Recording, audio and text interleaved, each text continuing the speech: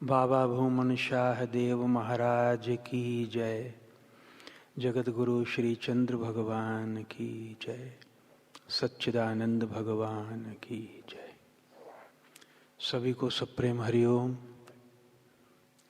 हम अनेक दिनों से भगवत गीता पे चर्चा कर रहे हैं।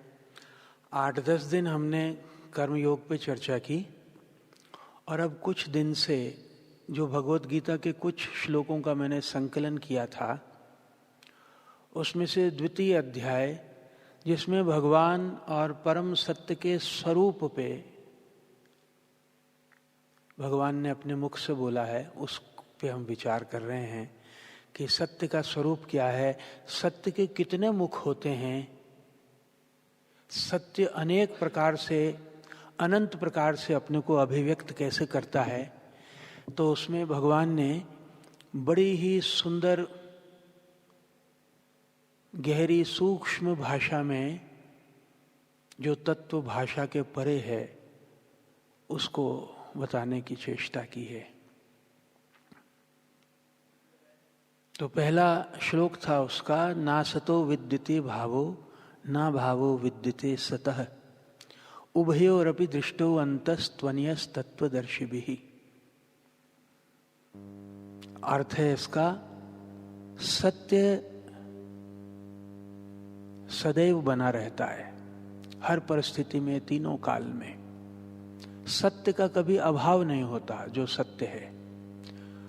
और इसका प्रतिपक्ष बताया कि जो असत्य है उसका कभी भाव नहीं होता। सत्य तो कभी नाश नहीं होता सत्य का, और असत्य का कभी जन्म ही नहीं होता। वो केवल होता हुआ सा दिखता है, होता नहीं। ये भगवत गीता के 700 में से महापुरुष कहते हैं सबसे महत्वपूर्ण श्लोक है। सबसे महत्वपूर्ण कि सत्य कभी मरा ही नहीं और असत्य कभी पैदा ही नहीं हुआ। और ये निर्णय किसने दिया? ये जिन लोगों ने भगवान के दर्शन किए, ये उन्होंने जाना। ये कोई इंटेलेक्चुअल्स ने कॉफी की टेबल पे बैठ करके बातचीत करके इस निर्णय को नहीं निकाला। ये महापुरुषों ने समाधि की अवस्था में महापुरुषों ने निर्णय दिया। असत्य कभी हुआ ही नहीं, सत्य का कभी अभाव नहीं हुआ। जो गुरु ग्रंथ साहब के मूल मंत्र में आता है, आदि सच जुगादि सच, है भी सच नानक होसी भी सच, वो एक ही बात को प्रतिध्वनित करते हैं। दोनों एक ही बात बोलते हैं। उसका अर्थ यह है कि सत्य, उसमें काल की चर्चा की है कि वो तीनों काल में सत्य रहता है। इस वचन का विस्तार करके इसको ऐसा मान लेना चाहिए। बाकी को पूरा पढ़ो मूल मंत्र तो और भी चीजें सत्य हो जाती हैं कि न केवल किसी काल पे निर्भर नहीं करता है, किसी देश पे भी निर्भर नहीं करता। ऐसा नहीं है कि भारत में है और अमेरिका में जाकर के वो असत हो जाएगा, यहाँ पे है और वहां नहीं हो जाएगा। न किसी कारण पे निर्भर करता है। ऐसा नहीं कि भूकंप आ जाएगा तो सत्य का नाश हो जाएगा। ऐसा नहीं कि फ्लड्स आ जाएंगी तो सत्य का नाश हो जाएगा। ऐसा नहीं कि आप उदास हो जाएंगे तो सत्य का नाश हो जाएगा। ऐसा नहीं कि आप निर्धन हो जाएंगे तो सत्य का नाश हो जाएगा। जो तीनों कालों में बना रहे, देश और काल और कार्य कारण श्रृंखला से जो नितांत परे और अप्रभावित रहे, वो सत्य है। इसीलिए उसका एक नाम अकाल है। क्योंकि अकाल के दो अर्थ होते हैं। एक तो यह है कि जिसको काल खाता नहीं है, काल सबको खा जाता है। यह कलयति स कालः, जो सबकी कलना करता है उसको काल कहते हैं। तो एक तो अकाल का मतलब जो जिसके ऊपर मृत्यु का समय का शासन नहीं है। दूसरा यह है कि जो काल से प्रभावित भी नहीं होता। काल से, जैसे हम सब काल से प्रभावित होते हैं। 1 घंटे पहले जो टाइम था उससे हम 1 घंटा पुराने हो गए। अभी काल ने हमको 1 घंटा खा लिया। चोंच मारी 1 सेकंड खा लिया, 2 चोंच मारी 2 सेकंड खा लिया। काल तो पक्षी है बड़ा भारी, किसी को छोड़ता नहीं है, भगवान के अलावा सबको खा जाता है, परम सत्य के अलावा। तो इसलिए परम सत्य को बोला स्वयंभू, स्वयंभ, जो अपने आप से है। इसका मतलब क्या है कि वो अकाल भी है और उसका कोई कारण भी नहीं है। तो ये पहला श्लोक भगवत गीता का, ये दूसरे चैप्टर का जो सबसे महत्वपूर्ण चैप्टर है भगवत गीता का, दूसरा अध्याय, उसमें सत्य का स्वरूप बतलाया, उसमें ये बोला। फिर न जायते, मैंने कल इस पे भी चर्चा की थी, न जायते म्रियते वा कदाचिन्नायम भूत्वा भविता वा न भूयः अजो नित्यः शाश्वतो यम पुराणो न हन्यते हन्यमाने शरीरे। कि ये आत्मा न तो किसी काल में पैदा होता है न मरता है, न ये एक बार होकर के फिर नहीं होता, ऐसा ही है। यानी कि वो दोबारा दोबारा होने वाला नहीं है कि एक बार हो गया फिर नहीं कुछ हो गया फिर दोबारा हो गया। इसमें फ्रीक्वेंसी नहीं होती, अप्स एंड डाउन्स नहीं है, जैसे वेव फंक्शन नहीं है इसमें। एक अखंड, एक रस, अविभाज्य, इनडिविजिबल, जिसमें खंड नहीं है, जिसमें कॉन्स्टिट्यूएंट्स नहीं है, ऐसा परम सत्य होता है। और शरीर के मारे जाने पर भी ये मरता नहीं है। और फिर ये श्लोक से इन दोनों की भूमिका आवश्यक थी, इसलिए अब जो श्लोक है, अच्छेद्यो यम दाह्यो यम क्लेद्यो शोष्य एव च नित्यः सर्वगतः स्थाणुर अचलो यम सनातनः। ये जो आत्मा है, ये, इसको कोई छेद नहीं सकता, इसको कोई तलवार या कृपाण घुसेड़ नहीं सकता, इसमें बंदूक नहीं मार सकते इसको। अच्छेद्यो दम अक्लेद्यो यम, इसको गला नहीं सकते पानी से, इसको हवा सुखा नहीं सकती। अच्छेद्यो यम अक्लेद्यो यम अशोष्य वचन नित्य सर्वगतः स्थाणुर। ये नित्य है यानी शाश्वत है, इटर्नल है। सर्वगतः, हर जगह गया हुआ है पहले ही। आप कल्पना करो आत्मा वहां मौजूद होगा। कोई भी वस्तु जिसकी आप कल्पना कर सकें या न कर सकें, वहां आत्मा मतलब भगवान, आत्मा यानी परमात्मा। वो इसीलिए भगवान को बोला है सर्वगतः। इसलिए भगवान को बोला है वो चलता नहीं है, चलेगा कहां? हर जगह पहले से ही मौजूद है। चलने के लिए तो स्पेस चाहिए, वो स्पेस में भी है। अगर आप बोलो कि वो यहां से चांद तक चलता है, तो यहां से जो चांद है उसमें वही तो भरा हुआ है, कहां गति करेगा वो? तो इसलिए सर्वगतः कहने से ही नित्य सर्वगतः अच्छेद्यो यम अदाह्यो यम अक्लेद्यो शोष्य एव च, उसको जला भी नहीं सकती अग्नि। अच्छेद्यो यम अदाह्यो यम अक्लेद्यो शोष्य एव च नित्यः सर्वगतः स्थाणुर अचलो यम सनातनः। स्थाणु बोलते हैं जो एक जगह टिका हुआ हो। देखो कैसी विरोधाभासी भाषा है। एक जगह कहते हैं कि सब जगह पहले से ही गया हुआ है, एक जगह कहते हैं कि हिलता ही नहीं है।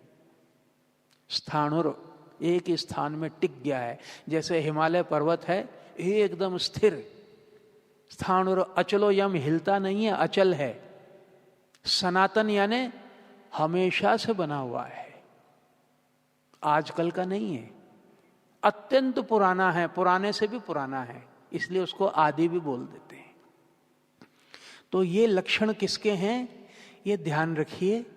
ये लक्षण, एक तो सबको ये ध्यान, 2-3 चीजें ध्यान रखनी चाहिए कि जीव की 3 परतें चढ़ी हुई हैं हम सब पर, 3-4। पहली परत है ये शरीर की, जिसको हम अपना आप बोलते हैं। शरीर के अंदर दूसरी परत है मन की। शरीर और मन को चलाने वाला है प्राण, जिसको जीव शक्ति बोलते हैं, जैव शक्ति।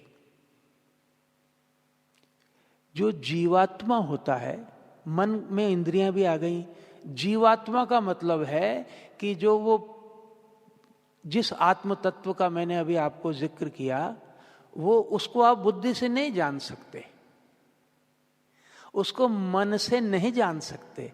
मन और बुद्धि उसकी छाया है। तो छाया मूल वस्तु को नहीं जान सकती। तो जब मन में इस आत्मा का प्रतिबिंब पड़ता है तो एक भाव पैदा होता है जिसको बोलते हैं जीव। आप और हम सब जीवात्माएं हैं, हमारे में वासनाएं हैं, इच्छाएं हैं। मुक्ति इस जीवात्मा की होती है। विशुद्ध आत्म तत्व जिसका मैंने पीछे जिक्र किया, जिसको अग्नि जला नहीं सकती, वायु सुखा नहीं सकती, शस्त्र काट नहीं सकता, वो शुद्ध आत्मा है। तो शुद्ध आत्मा में और जीवात्मा में क्या सिमिलैरिटीज क्या हैं कि जैसे विशुद्ध आत्मा जलता नहीं है, ऐसे ही जीवात्मा भी नहीं जलता। जीवात्मा को एक भंवर समझिए जल में, उसकी एक अपनी पर्सनैलिटी बन गई। एक कमरा समझिए, एक बहुत आकाश है मैदान में, उसमें किसी ने टेंट लगा लिया हो।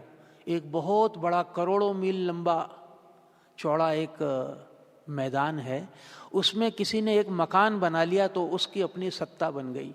आकाश तो उसमें वही है जो खुले मैदान में था। तो जीव आत्मा जो है उसकी वासनाएं होती हैं। मुक्ति और बंधन जीव आत्मा के हैं, विशुद्ध आत्मा को कोई बंधन नहीं है। आकाश को अगर दीवारों से बांध दो तो आकाश बंधा हुआ कहलाएगा, हालांकि बंधा हुआ तब भी नहीं है। तो जीव आत्मा, ये बात समझनी चाहिए कि आपकी और हमारी व्यावहारिक सत्ता है जिसको जीव आत्मा बोलते हैं।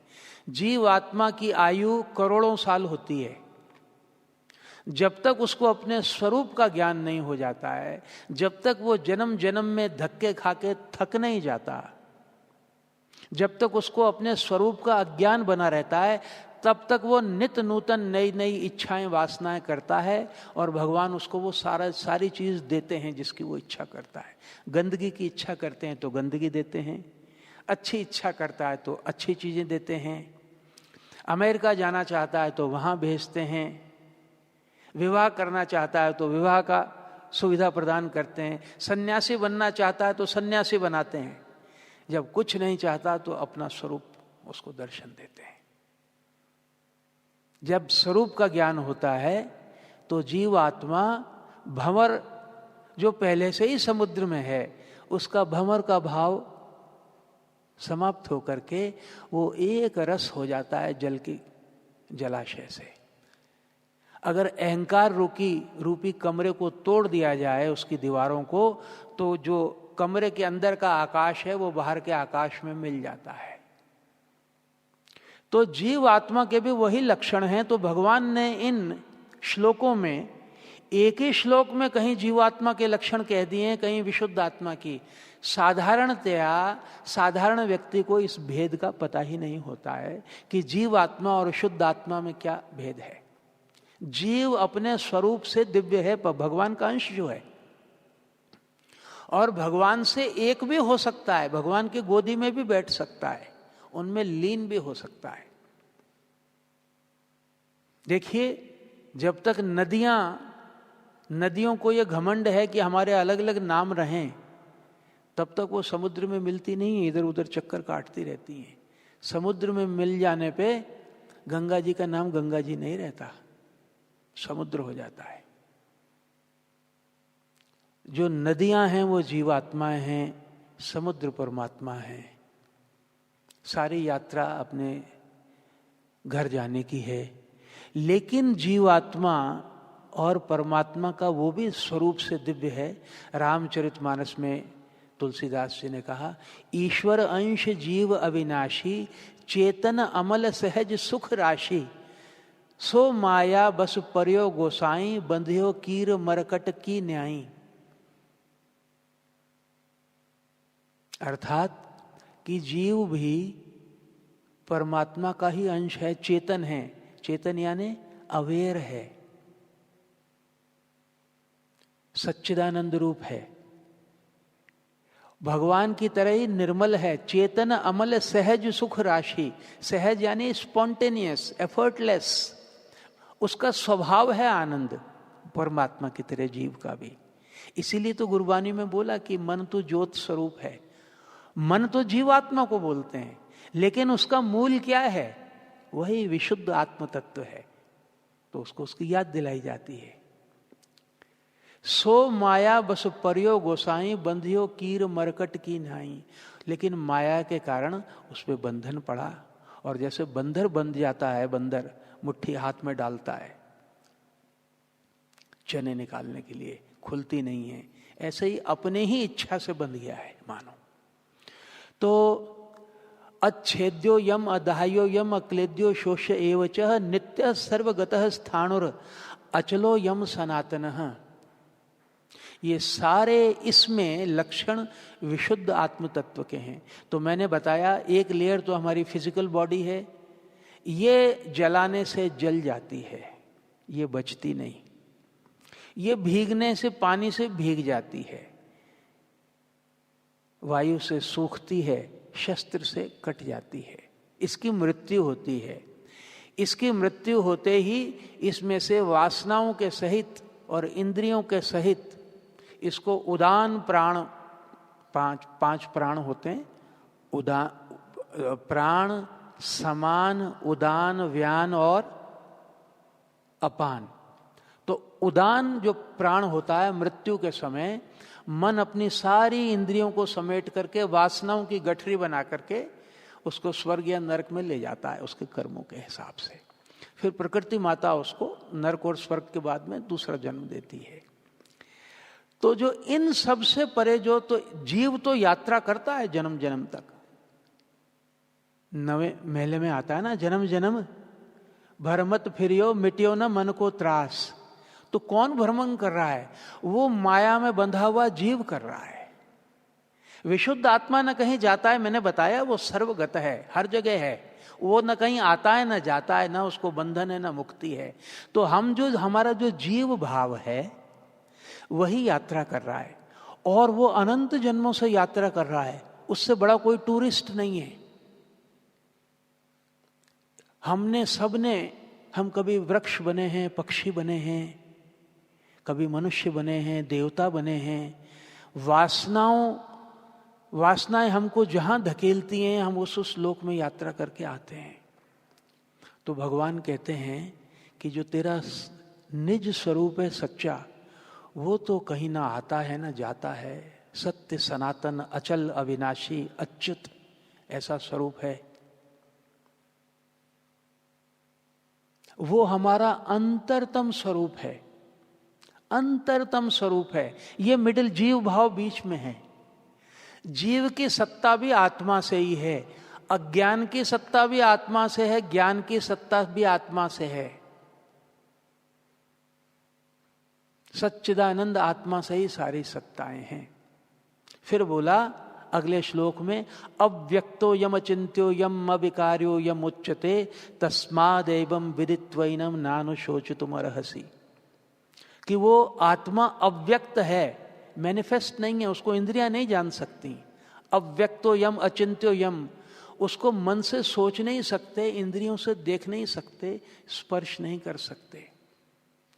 अविकार्यो यम उच्यते, उसमें कोई ट्रांसफॉर्मेशन नहीं होता, वो इम्यूटेबल है, वो अविकारी है, एक रस बना रहता है।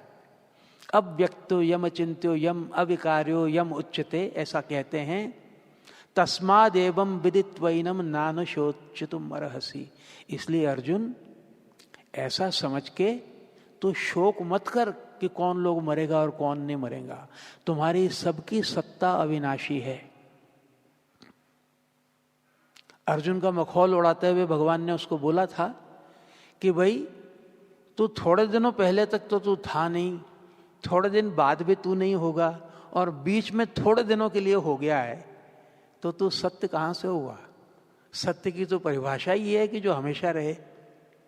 तो तू सत्य जिसको शरीरों को मान रहा है, वो तो प्रारब्ध के वश मरने वाले हैं। वैसे ही तू नहीं मारेगा तो कोई और मार देगा उनको, वो बचने वाला नहीं है। तू ये भ्रम छोड़ कि तू कुछ करने वाला है, और इस बात का शोक भी मत कर कि ये शरीर की लोग मर जाएंगे, क्योंकि शरीर तो मरने ही वाला है। और फिर दूसरे श्लोक में बोला कि चलो इनको मरने वाला भी मान लो। अगले श्लोक में कहते हैं अगर ये मरने ही वाले हैं तो तेरा इस पे कोई बस नहीं है, तो भी शोक नहीं करना चाहिए। अगर नहीं मरने वाले फिर तुम अफसोस करना ही नहीं चाहिए, और अगर मरना इनका जरूरी है, जो पैदा हुआ है वो मरेगा ही, तो भी कोई शोक नहीं करना चाहिए। इसलिए तू अनासक्त होकर के, बिना किसी की चिंता किए हुए, सत्य का आश्रय लेकर के अपने स्वभाव के अनुसार सत्य के लिए युद्ध कर, परिणाम की आशा मत कर।